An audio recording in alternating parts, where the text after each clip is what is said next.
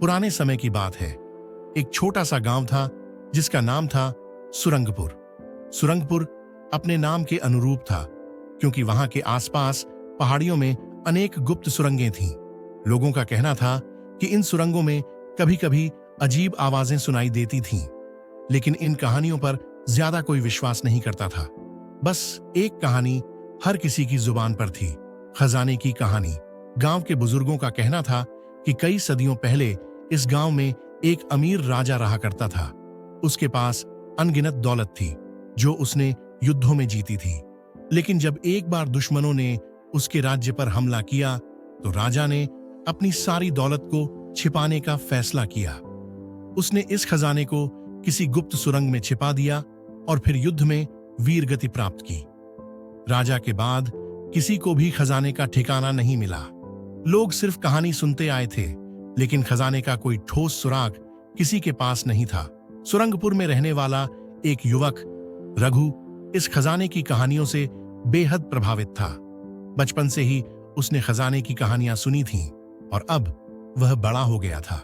उसके दिल में एक ही ख्वाहिश थी, खजाना ढूंढना। वह अक्सर गांव के बुजुर्गों से कहानियां सुनता और फिर खुद सुरंगों की तरफ निकल पड़ता।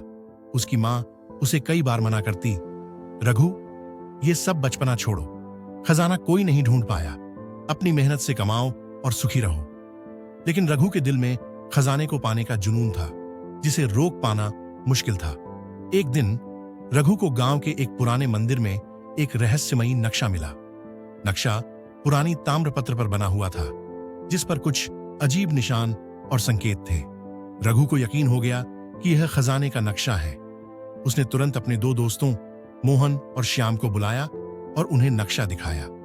मोहन और श्याम को भी खजाने में दिलचस्पी थी, इसलिए वे तुरंत साथ चलने के लिए तैयार हो गए।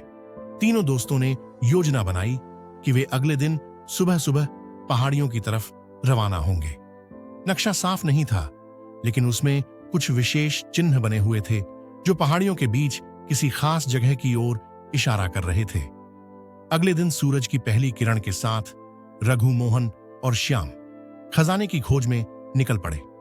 पहाड़ियों में प्रवेश करते ही तीनों के मन में एक अजीब सा डर था, लेकिन साथ ही उत्साह भी।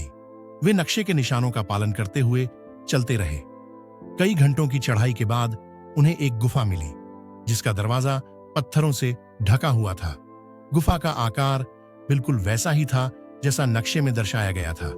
तीनों ने पत्थरों को हटाने में बहुत मेहनत की, लेकिन अंततः वे दरवाजे को खोलने में कामयाब हो गए। गुफा के अंदर घुसते ही उन्हें ठंडक का एहसास हुआ। अंधेरा था, लेकिन मोहन ने मशाल जलाई, जिससे उन्हें थोड़ा रास्ता दिखने लगा। गुफा की दीवारों पर पुराने चित्र बने हुए थे, जिनमें युद्ध, राजा और खजाने के दृश्य थे। ये देखकर उनका विश्वास और मजबूत हो गया कि वे सही रास्ते पर हैं। कुछ दूरी चलने के बाद उन्हें एक और बड़ा दरवाजा मिला, जो लकड़ी का बना हुआ था। दरवाजे के ऊपर कुछ शिलालेख थे, जिन्हें पढ़ पाना मुश्किल था, लेकिन श्याम ने अपने दादा से कुछ पुरानी भाषाएं सीखी थीं और उसने शिलालेख को पढ़ने की कोशिश की। उसमें लिखा था, जो भी इस खजाने तक पहुंचेगा उसे अपनी परीक्षा देनी होगी। लालच का परिणाम विनाश है और समझदारी का फल अमूल्य। रघु, मोहन और श्याम ने दरवाजा खोला और अंदर प्रवेश किया। अंदर एक बड़ा हॉल था, जिसके बीचों बीच एक विशाल सोने का बक्सा रखा हुआ था। बक्से के चारों ओर चमचमाते रत्न, हीरे और सोने चांदी के सिक्के बिखरे हुए थे। यह दृश्य देखकर तीनों के दिल में खुशी की लहर दौड़ गई, लेकिन तभी उन्हें शिलालेख की बात याद आई। लालच का परिणाम विनाश है। रघु ने मोहन और श्याम को रोकते हुए कहा, हमें ध्यान से सोचना चाहिए। यह खजाना जितना दिख रहा है उतना आसान नहीं हो सकता। मोहन और श्याम थोड़ी देर के लिए ठिठक गए, लेकिन फिर मोहन ने कहा, यह खजाना हमारा है, हमने इसे ढूंढा है और अब इसे लेकर चलना चाहिए। उसने झट से सोने के सिक्के उठाने शुरू कर दिए। जैसे ही मोहन ने सिक्के उठाए, अचानक पूरे हॉल में तेज आवाज गूंजने लगी। दीवारें हिलने लगीं और छत से पत्थर गिरने लगे। श्याम घबरा गया और बोला, हमने गलती कर दी, हमें यहां से तुरंत निकलना चाहिए। रघु ने मोहन का हाथ पकड़ते हुए कहा, मैंने कहा था कि हमें सावधानी से काम लेना चाहिए। चलो जल्दी बाहर निकलते हैं। तीनों दोस्त तेजी से बाहर की ओर भागे। गुफा के दरवाजे तेजी से बंद हो रहे थे, लेकिन आखिरकार वे बाहर निकलने में सफल रहे। बाहर आते ही गुफा का दरवाजा पूरी तरह से बंद हो गया और अंदर की सारी दौलत हमेशा के लिए उसी गुफा में दफन हो गई। तीनों दोस्त थके हुए थे, लेकिन सुरक्षित थे। रघु ने गहरी सांस लेते हुए कहा, शायद खजाना हमारी नियति नहीं था। यह खजाना किसी के लालच की सजा बन सकता था।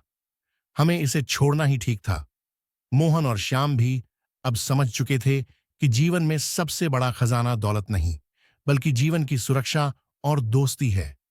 उन्होंने खजाने का पीछा छोड़कर अपनी मेहनत और ईमानदारी से अपना जीवन जीने का फैसला किया।